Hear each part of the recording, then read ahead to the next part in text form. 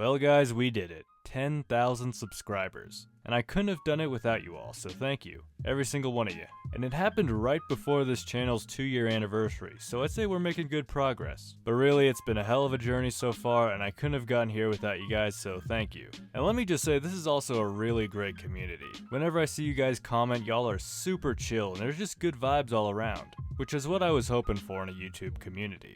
Not a lot of yelling or ranting or one-upping, just some dope people, and I'm very thankful for that as well. But now, let's get into this Q&A I promised, which might lead to some strong disagreements in the comments, I don't know. Now I got a lot more questions than expected, so I'll try to keep it to one question per person to try to get everyone covered. And I'll do my best with my answers. So a lot of people asked for a smash and pass of philosophers, and I do have a meme video ranking philosophers based on their physical appearance, but if we're keeping it 100, there's really only one philosopher I would actually smash, that I actually have a physical attraction to, and that'd be Hannah Arendt. Obviously at the age that I'm at right now, so the grad school years. I unironically might shoot my shot with Hannah Arendt if she was in my class or something. Alright, Dean B asks, if I was to spend a day in a room with a philosopher, who would it be? Well, Hannah Arendt, obviously. Nah, I'm joking. She's more political philosophy, which isn't really my area. So I'm gonna probably say David Hume. He has a lot of interesting takes, plus he seems like a jolly fun guy. Cause you know, someone like Schopenhauer also has some interesting takes, but come on, he seems a little unpleasant to be around. Alright, Aima asks, what philosophical concept or any philosophical view has impacted my own view in life the most? Probably pragmatism. I mean, I've let my bias slip a couple times on this, and I'm working on a whole playlist going through its history. It's just a really cool way of looking at ideas, and it's much more fun to talk about in my opinion. EM asks what process I follow to understand hard philosophical texts. So I take my law school reading process and apply it to philosophy. Essentially that means looking for the big level conclusion, highlighting it, then identifying the supporting points. And if I'm really having a small brain moment, then I'll see what other people might be saying on that chapter on YouTube or something. By the way, cool profile pic. Cowboy Bebop is on another level. I don't really even like anime. Watan Yar asks, what will be my complete education plan? In my case, I kinda had a bit of a panic at the end of my undergrad, not really knowing what to do with a philosophy degree, so I jumped into law school. In terms of formal education, I'm never again setting foot on a campus after law school. But for philosophy, I don't think it'll ever really be complete, you know? There's always something new to learn and different ways at looking at these ideas. Joel Castillo asks how I got interested in philosophy. So I started as an econ major. I was a pretty big Hayek disciple at the time, and he wrote philosophy work, so I decided to take a 19th and 20th century European philosophy class, and I pretty much got hooked. I just really enjoyed critically examining these different ideas and hearing different perspectives on them. Plus in that class on Thursdays, we would get tea from Trader Joe's and cookies and just talk. Like the whole class was just a big seminar. So Dylan asked about my opinion on naturalism and literature, and I honestly haven't read any naturalist literature, so I don't think I could give an opinion here. Michael Santi asked, what is your favorite philosophical movie? This is a tough one, but I think some of the films written by Charlie Kaufman have really hit me. Like Synecdoche really made me reflect on the choices I've made in life, and how it'll play into my eventual death. It's a very existential film that I believe differs from most existentialist philosophies, in that it emphasizes more your social life rather than your purpose or meaning. So Jamie Gardner asked what my favorite food other than dry whey protein is. Well, obviously it's creatine. Nah, but if I'm being real, I love pork soup dumplings, those xiaolong baos. It's hard to find good ones, but they're magical if you find a good spot. Hector Lim asked about my top books that don't have to be philosophy related. My favorite book is probably Siddhartha. I read that whole thing in one night because I was kinda hopped up on caffeine and it just hooked me. I'll also throw in Faust, Brothers Karamazov, Dream Story, Catcher in the Rye, The Aeneid, and then throw in some of the Calvin and Hobbes books, the paperback versions, not that bulky, complete collection they released. And as of now, I'm actually trying to get into Batman comics, so I'm starting a collection of some of the trade paperbacks, and I'm loving it so far. Ty Melhoff asked about YouTube philosophy channels that I recommend. I'm gonna be honest, I don't actually watch much philosophy on YouTube except when I encounter a problem reading. Then I just consult old reliable, Dr. Sadler's channel. I've also talked a lot with these channels here, so go check them out. And then this channel, Logic and Philosophy, covers American philosophy, which is an area that I'm personally interested in, and it's hard to find other channels that cover it this in depth.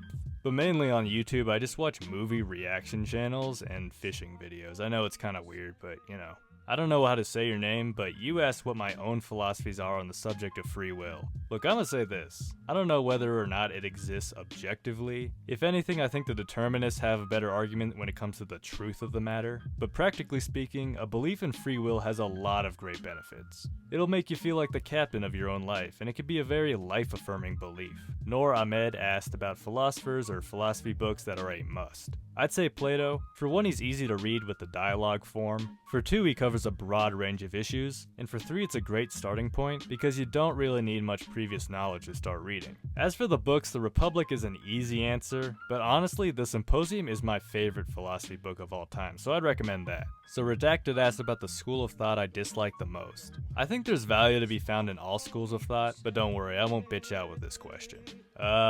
Maybe Marxism, but take it with a grain of salt, because I haven't actually read Marx besides the manifesto, so this isn't a very strong opinion of mine or anything. We just read Marxist economists in my econ classes, and it just sounded funny. Plus my Marxist friends are cool and all, but when they start talking about their utopian ideas, it's like, aight. Maybe, I don't know. You do you. I'm not a political philosophy guy, but it just sounds a bit sus. Alright, Sam Moreno asked a pretty big question here. What do I think is the solution to the red pill and incel problem of young men?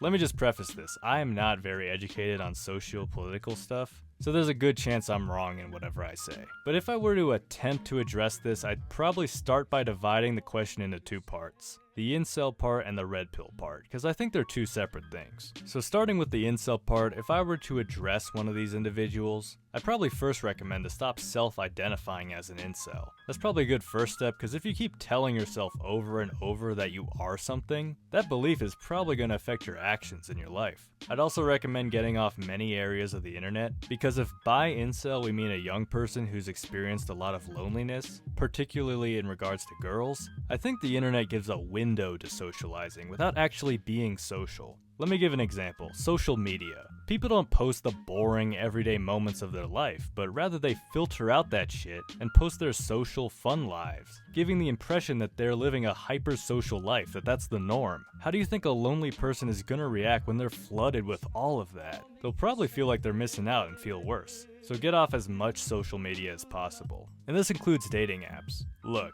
I know you want to get laid, and I know that dating apps seem like the easiest way to do that. But if you're not a very good looking guy, you're probably going to run into some obstacles. Because dating apps are ultimately about looks, in the sense that looks decide who you match with. I actually think doing game in person might be easier because you won't be immediately swiped away on account of your looks. Also quit porn, because like most things on the internet, it presents a simulation, not reality. It provides a window to look at intimacy without actually being intimate. Now just because you leave these areas of the internet doesn't mean you do nothing, but rather you probably should go out in the world and socialize that way. And look, I know that's a lot to ask, I know that. And I can't put all the answers in this short Q&A video, but I really do think that socializing in person as opposed to online might help with that loneliness. How to do that exactly is a topic for another time, and I'm sure other YouTubers have covered it much better than I could ever do.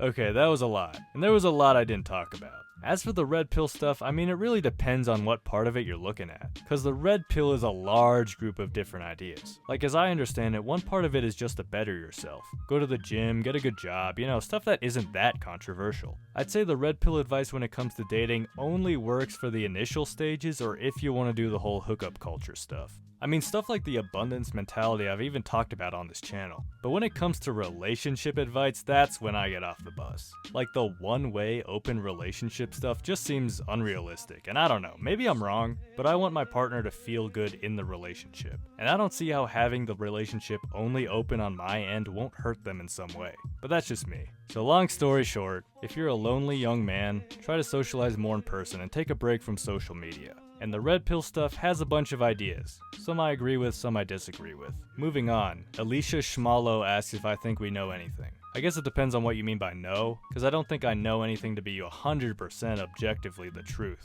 But I have beliefs that are relatively more true than other beliefs that help me navigate my life. So I quote-unquote know those beliefs in that sense. General Podrowski asks if I'll at some point create videos sharing my own personal beliefs. Depends how well that incel red pill question went over. Nah, but in all seriousness, I don't know yet. I don't feel at all that I've run out of things to talk about from philosophers, but maybe I'll come across a week where nothing is capturing my attention, and I might make a more personal video. So Abdullah asks, how would I motivate adults in their 20s who are fed up with life and think they've seen it all? So I don't know if I've ever had that problem. I always feel like there's something new to discover, like my new interest in Batman comics. It just randomly happened, and now I'm in this new world discovering new things. So I guess I'd suggest just experimenting with different new hobbies that even slightly catch your eye. Volunteering can also be super motivating, so see what you could do in your community to help others, and that might give you that jolt that you're looking for.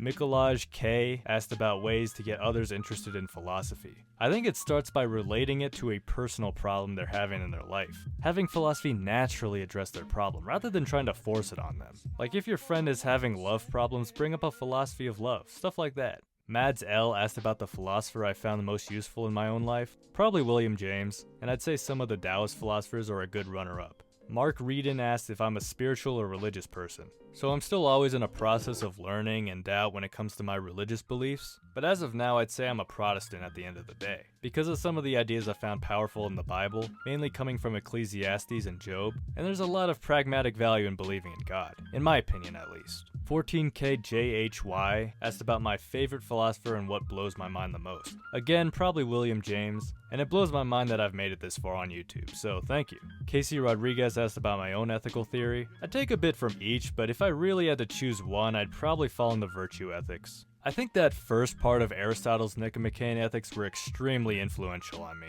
Not so much on the specific virtues, but the general framework was agreeable. And finally, Ted Cuizon asked about the philosophical origins of the quantum immortality theory. I'm gonna be honest, I have no idea what that is. But hey, it's fitting to end on a question which I don't get, just to showcase that I don't have all the answers, and these are just attempts at answering these questions. Well guys, that was a lot, but hopefully I didn't miss anyone and got to all your questions. I don't know about you, but I'm pretty tired. Thank you all again for all the support and for getting me to this moment. I truly appreciate it. And with that, I wish you all a beautiful rest of your day.